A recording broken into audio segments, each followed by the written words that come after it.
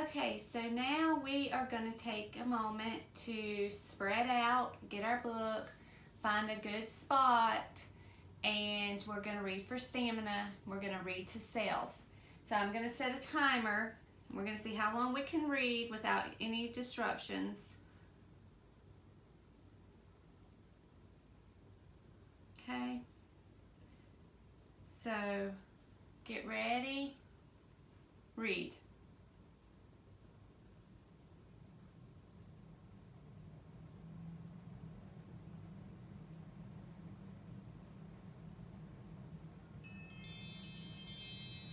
Okay, if everyone will come over here.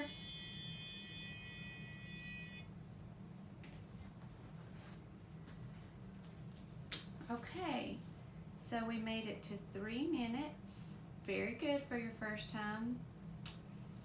All right, if you'll have a seat. Now,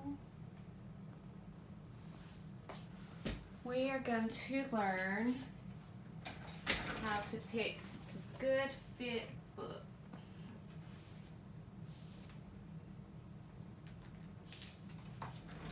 Okay, so for I Pick Good Fit Books, it's I pick. So first, I select a book and look it over.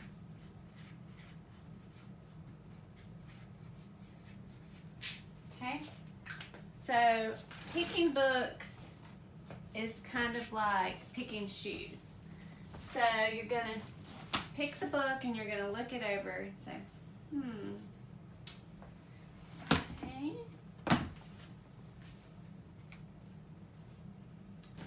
All right, and then you're gonna have, when you pick a book, the book should have a purpose. Why might I want to read it?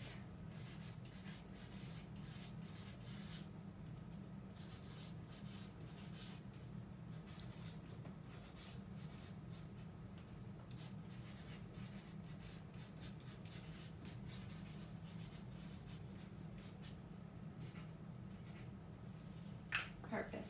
Okay, so back to the shoe. Why might I want to wear a cowboy boot? If I'm riding a horse. Okay? Why might I want to wear a high heel shoe? Would I want to ride a horse in a high heel shoe? No, that wouldn't be practical. So I wouldn't choose the high heel shoe to ride my horse. I would choose the cowboy boot. So that's the same with a book. You want to know why you want to read it, and you want to choose the book you want to read. Okay, the next is I in I Pick, and that's for interest. Does this book interest me?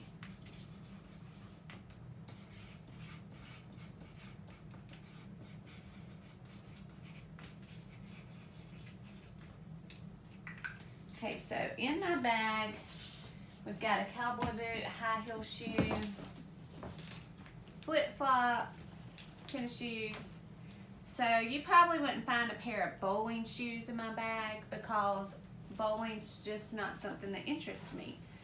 So if a book doesn't interest you, would you want to read it? Would you pick it to read? No. Okay, and so the C is for comprehend.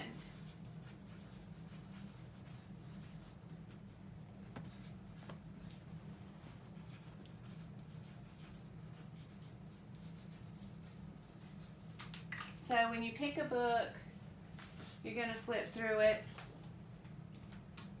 see if you think you can understand it. So would I want to pick a book on, like an electrician book on wiring a house? I personally wouldn't pick that book because I wouldn't understand anything it was talking about. So you want to make sure that you can comprehend, do I understand what I'm reading? Okay? And then the K in I Pick is for no. Do I know most of the words? So when you pick a book and you're reading for stamina, you want to know most of the words in the book. Okay? Now we're going to read to self, We're going to review the read to self eye chart. So again, the I is for independence. And when you read to self, you become a better reader, and it's fun. So you want to read the whole time, and you want to stay in one spot when you read to self, okay? So let's try again to read for stamina. So get your book and get back in your area that you want to read. Okay, we're going to set a timer again. Okay, ready? Read.